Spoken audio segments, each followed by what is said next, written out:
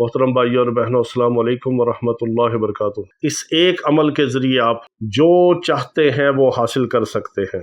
آپ کو رزق چاہیے، عزت چاہیے، خیر و برکت چاہیے، سکون چاہیے، سلامتی چاہیے یا رزق چاہیے، جو چیز بھی آپ کو چاہیے آپ اس سے حاصل کر سکتے ہیں اس ایک عمل کے ذریعے۔ یہی ہمارا زندگی کا مشن ہے کہ اللہ رب العزت ہمیں اپنے بندوں کی ہدایت اور شفا کا ذریعہ بنا دے۔ اس وقت امت مسلمہ جن حالات کا شکار ہے، شاید ہی تاریخ کے اندر ایسے حالات امت کے اوپر کبھی آئے ہوں۔ ایک وہ وقت تھا کہ جب تاتاریوں کا فتنہ اٹھا، جب امت مسلمہ کو حب الدنیا و کراہیت الموت کی وجہ سے گاجر مولی کی طرح امت کو کاٹ کاٹ کے ان کی کھوپڑیوں کے مینار بنا دیے گئے۔ آج بھی امت کے اوپر ایسے ہی حالات ہیں۔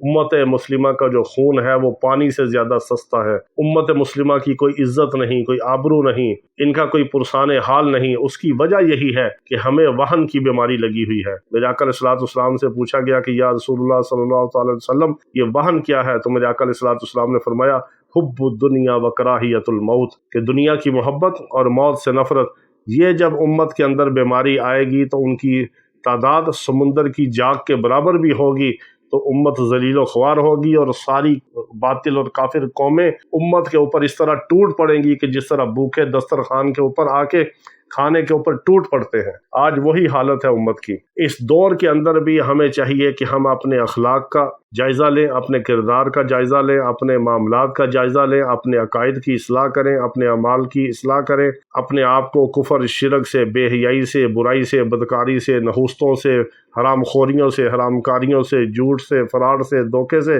ہم اپنے آپ کو بچائیں۔ اور جتنی ہمارے اندر بیماریاں ہیں، روحانی، جسمانی، حسد ہے، بغض ہے، کینہ ہے، نفرتیں ہیں، عداوتیں ہیں، بائی کا بائی کے ساتھ معاملہ ہے، آپس میں رشتہ داروں کے اندر نفرتیں ہیں، آپس کے اندر ہمارے حسد ہیں، بائی بائی سے حسد کرتا ہے، بہن بہن سے کرتی ہے، اولاد ماں باپ سے کرتی ہے، اور ماں باپ بھی اولادوں سے حسد کرنا شروع ہو گئے ہیں۔ ایسے معاملات ہیں، ایسے ایسے واقعات ہیں، انسان کے رونگٹے کھڑے ہوتے ہیں۔ تو ان حالات کے اندر ہمیں چاہیے کہ ہم اللہ اور اس کے رسول صلی اللہ تعالی علیہ وسلم کے بتائے ہوئے راستے پر چلیں اور دعاؤں سے اور اعمال سے اپنی زندگی بنائیں، اعمال سے اپنے مسائل کو حل کروائیں۔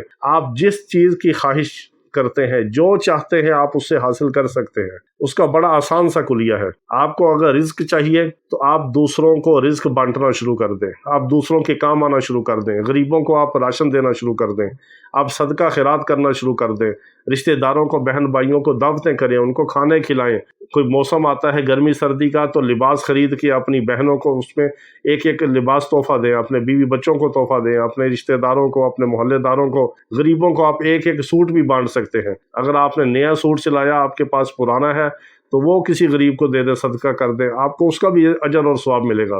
جو آپ چاہتے ہیں کہ آپ کو ملے وہی آپ دوسروں کو دینا شروع کر دیں، وہی آپ اللہ کے نام پہ بانٹنا شروع کر دیں۔ آپ کو عزت چاہیے، آپ دوسروں کو عزت دیں، عزت کریں دوسروں کی۔ والدین اپنی اولاد کی عزت کریں، اولاد اپنے والدین کی عزت کرے، شوہر اپنی بیوی کی عزت کرے، بیوی اپنے شوہر کی عزت کرے، بہن اور بھائی ایک دوسرے کی عزت کرے، توقیر کرے، تکریم کرے، احترام کرے۔ اساتذہ اپنے شاگردوں کے ساتھ محبت اور شفقت سے پیش آئیں، شاگرد اپنے اساتذہ کی عزت کریں، محلے داروں کی عزت کریں، اپنے رشتہ داروں کی عزت کریں، اپنے سے بڑوں کی عزت کریں، اپنے سے چھوٹوں کے اوپر شفقت کریں۔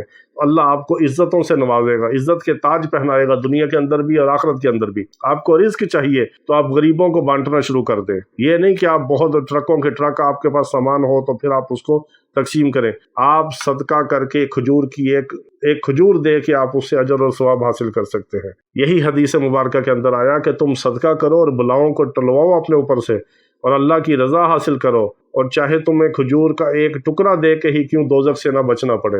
آپ کھجور کا ایک ٹکڑا دیں گے تو اللہ آپ کو دوزخ سے نجات دے دے گا، آپ کو اس صدقے کا بھی اجر اور ثواب ملے گا۔ اپنی حیثیت کے مطابق، استطاعت کے مطابق، اپنی جیب اور پسلی کے مطابق دوسروں کو عزت دیں، رزق دیں، خیر و برکت دیں، دوسروں کے لیے سکون کا باعث بنیں، اللہ بدلے میں آپ کو سکون عطا فرمائے گا۔ اس کی مثال ایسے ہے کہ آپ ایک گیند کو، ایک بال کو دیوار کے اوپر جتنا زور سے ماریں گے اتنی زور سے وہ واپس آپ کی طرف پلٹے گی۔ اسی طرح انسان اللہ کے راستے میں جتنا تیزی سے خرچ کرتا ہے، اللہ اس کو بڑھا چڑھا کر کئی گنا اس کو واپس لوٹاتے ہیں، دنیا کے اندر بھی عطا فرماتے ہیں، آخرت کے اندر بھی عطا فرماتے ہیں۔ آپ کسی کی عزت کر کے دیکھیں، رب آپ کو گھر بیٹھے عزت دار بنا دے گا۔ آپ کسی کو کھانے کھلا کے دیکھیں، اللہ آپ کو طرح طرح کے کھانے کھلائے گا، آپ کے لیے رزق کا بندوبست ہوگا۔ آپ دوسروں کے لیے آسانیاں پیدا کریں، اللہ آپ کے راستے آسان کر دے گا۔ آپ دوسروں کو خوشی دیں، اللہ آپ کو خوشیاں دے گا، آپ دوسروں کے سکون کا باعث بنے، اللہ آپ کو زندگی کے اندر سکون عطا فرما دے گا۔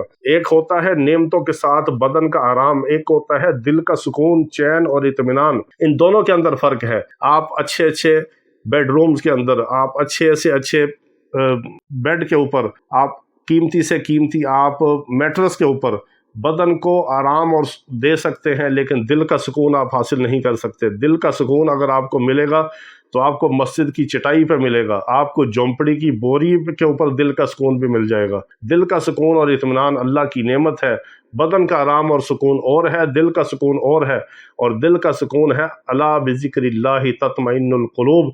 خبردار جان لو اللہ کا ذکر دلوں کے اطمینان کا باعث ہے، دلوں کا سکون اللہ کے ذکر کے ساتھ ہے تو اللہ آپ کو سکون عطا فرمائے گا، آپ کو رزق عطا فرمائے گا، عزت عطا فرمائے گا، خیر و برکت عطا فرمائے گا، صحت اور سلامتی عطا فرمائے گا، آسانی عطا فرمائے گا۔